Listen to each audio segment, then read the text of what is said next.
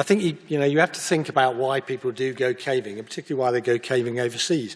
And there's an immediate and very obvious reason for that, and that's this. This is the if you want to explore caves, and you want, Frank would have said this, of course, or something very similar. If you want to explore caves, this is how you do it. If you want to find anything decent, you have to go digging.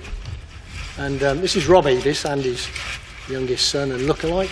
And I mean, really and truly, that answers my questions, doesn't it? Why go caving overseas? Why wouldn't you? Why would you want to do?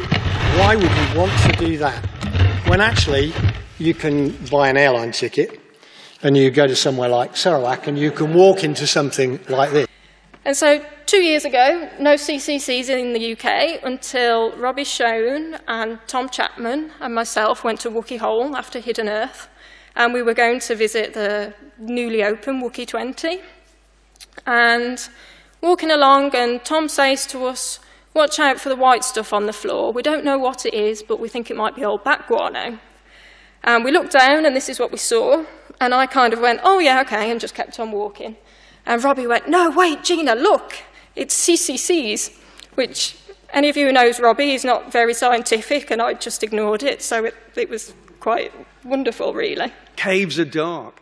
When we take a photograph, it takes a lot of time to get the light in there. So we've got Nicky Bailey. What in it is dark, illumined. We've got Russ Brooks in his happy realms of light. We've got Mark Berkey, who, in a sudden view, appear the secrets of the hoary deep. John Cordingley, who can make a heaven out of hell with his photography. These tower cones are quite unique. They're formed underwater, so these stalagmites are formed underwater.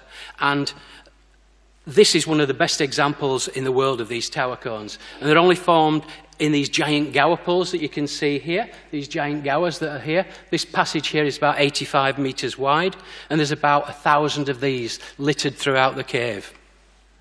They asked how much cave was actually within the SSSIs, and that made us realise we didn't actually know how many caves there were in Britain. In those pre-internet days, the only way to find out was that I had Paul Hardwick as an assistant, and we went out and we bought a copy of every guidebook that there was.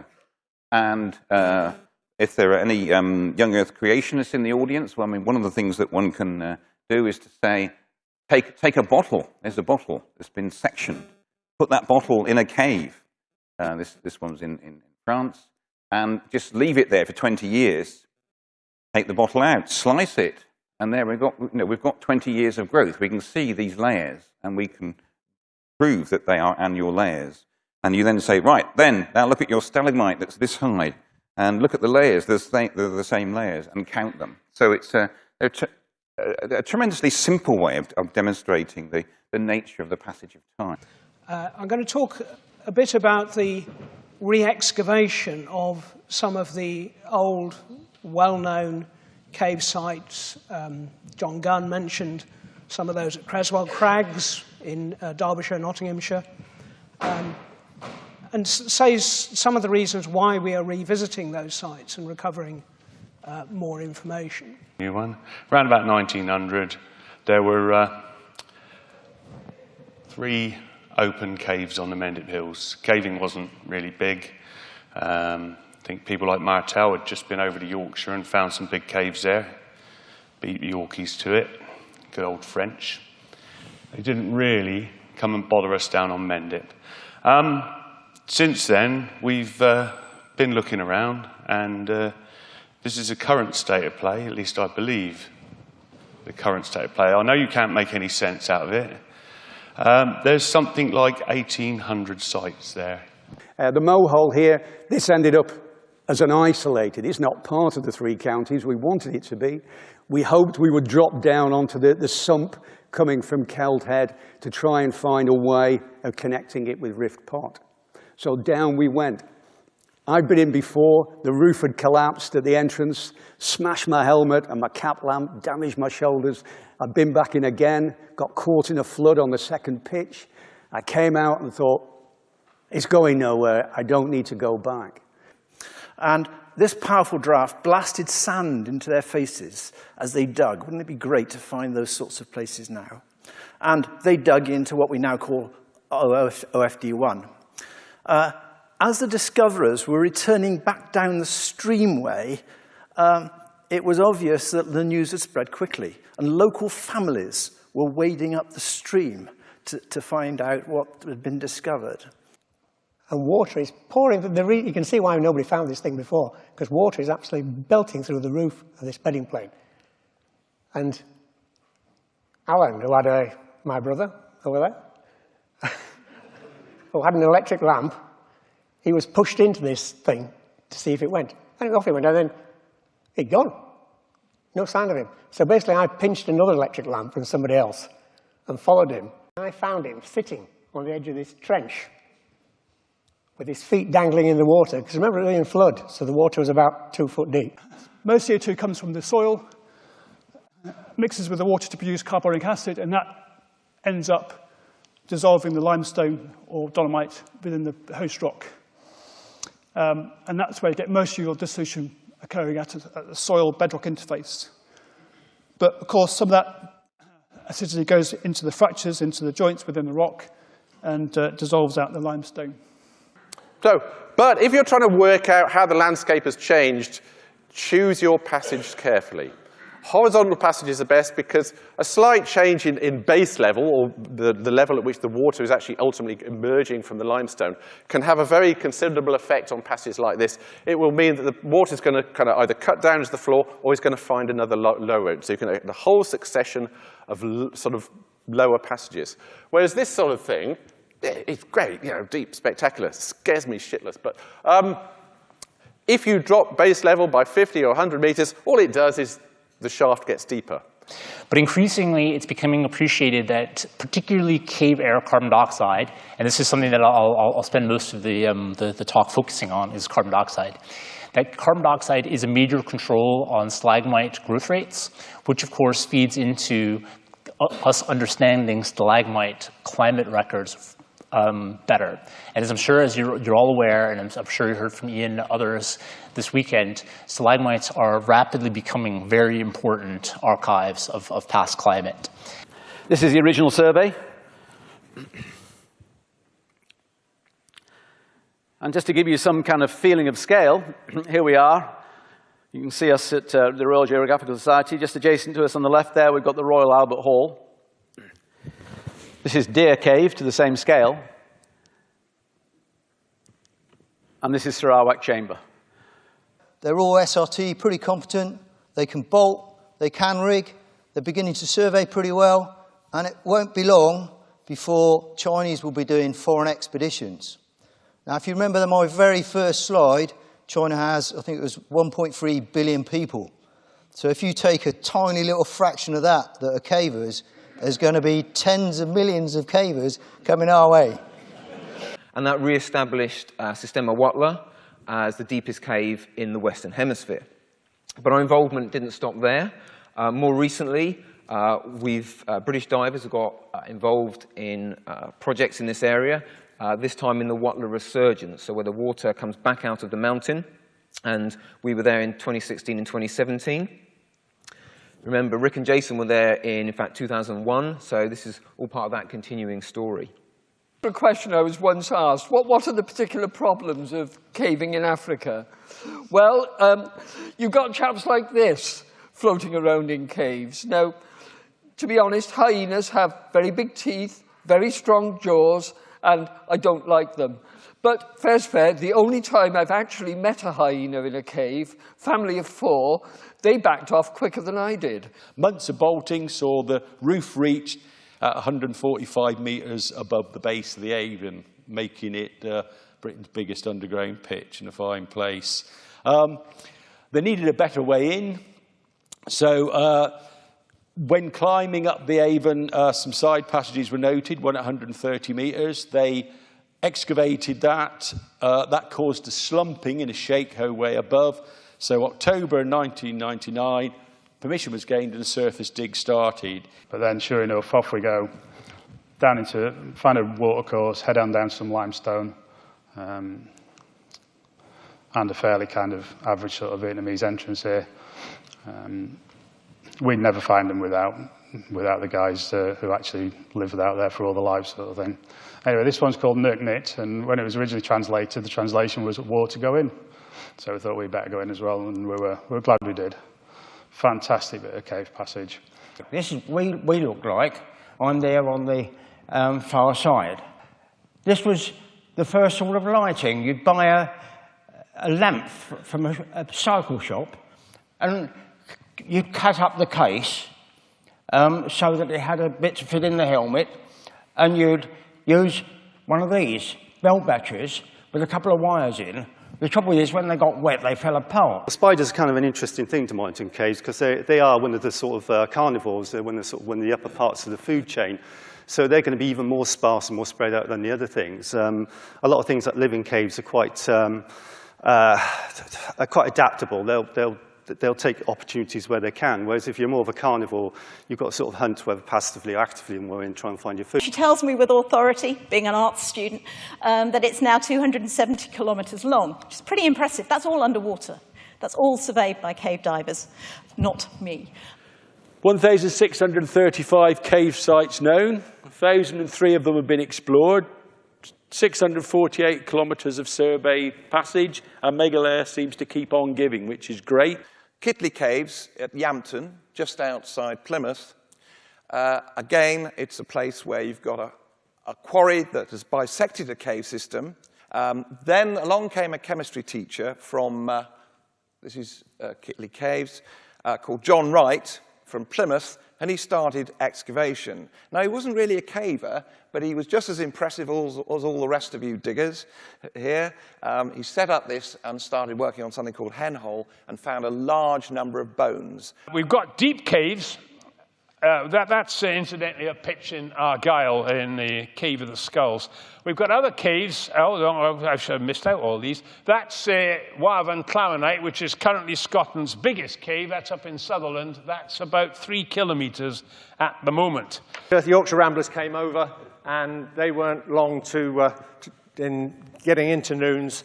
Extraordinary in their jackets and puttees and things going down this. And it must have gone a little bit like this. This is a recreation done around 1982, something like that. But we were able to borrow a donkey, and the four of us, Wingfield, Kentish, Dunn and myself, Baker, were soon on the field of action. Enniskillen has boats on Lough Erne and is not without ship's chandlers. So a ladder of some 105 feet was constructed with rungs cut and bored at a local timber merchant's. Meanwhile, down south, I'd set my sights on Wookey Hole, and in 1977 and 1982 achieved what was then British cave diving depth records, and using, as you see on my left arm there, the first underwater diving computer ever used in the British Isles. So it was really useful. And here I am making surface decompression, breathing pure oxygen on the surface so as to strip out residual nitrogen from the body. We would do successive solo dives, I'm going to call it, where one person would do a dive, relay the information to the next person who would maybe dive the day or 2 days after, and therefore continue like that. All this is about exploration, but there are other ways that our diving has been utilised, and this is, I was hesitant about including this, and that is to help resolve incidents abroad. So I was called by the French authorities saying we've got a diver missing, we haven't got any cave divers capable of going there, we really absolutely need you guys over here. Now, anyone who's been in a lava tube knows that anything like that, it may not be tight, but it is pretty bloody desperate. This stuff is sharp. It's more or less glass. Wonderful quote from a relative newbie at lava tubing a few years ago. God, he said, this is just like swimming naked in a bottle bank. Every movement is painful. I'll tell you a little story about this. As you can imagine, lugging around the caves is quite hard work. And in Mauer's chamber, the largest chamber in the world by volume, Andy put the scanner down because he needed to find the way on, and he was getting a bit tired lugging it all around. Anyway, 2.5 hours later, we found it again. Oh, it was. Okay, so here we are. Here's our scan. And as you can see, if we zoom in, we can see an awful lot of detail on all your wonderful faces in the scan. Yeah, you know, there's, I don't know who that is. I don't know, who's that falling asleep? Here's a numerical model for a homogeneous medium above a void, tunnel in this particular case. And essentially the load in the, above the chamber is borne by the stress being diverted along a compression or voussoir arch, which diverts the load through to the margins through here. And this is the conventional principle we use in building bridges, of course. So this is what happens in the book. They've just got through this very long, deep and dangerous sump, and they've set up an underground camp, planning to push for several days in this extraordinary system. And so Bill, as you would, offered Barbara a back rub. Sure, she said, rolling over in her sleeping bag. You can read it. I should have given a warning that, I hope, there's no children here, are there? No. We might be able to set some sort of depth record right here. Well, perhaps they do hold that record. Limelight, how about that? That was being used in projectors and theatres. It was hot. There's more than one theatre that burnt down because they tried lighting it with naked flames or with with limelight. Limelight was produced by piping in hydrogen and oxygen through two pipes. You get an oxyhydrogen flame that heated a lump of calcium that you turned on clockwork to keep the heating even. That glowed. That was your limelight. And of course, in theatres, you're in the limelight. For the real advances, we're going to shift over to Bunsen, of Bunsen burner, and a colleague, Henry Roscoe. And Roscoe was a Manchester man. The pair of them prepared the first isolation of magnesium. And magnesium, when it first appeared, that was this wonder stuff. People would hold soirees. They'd black out a room so that they could burn the stuff and make it as light as day, which they... Then in March 1959, Neil Moss, a student from Oxford, got stuck in a shaft in Peak Cavern and died there in spite of frantic and at times heroic efforts over 3 days by cave rescuers from all over the country. This incident really got cave rescuers everywhere thinking about the need for better cooperation. Right, this map shows the surveyed centre lines of the major caves around Matienzo. The Four Valleys system is here with 60 kilometres. There's 34 kilometres in the South Vega system, 34 kilometres in the Cueva Vaine system, and of course those two should eventually be linked together. There's 24 kilometres in Torcalabaca and 22 kilometres in the North Vega system. So this is Organ Hollow, as it was originally surveyed. Their new survey looks pretty much identical.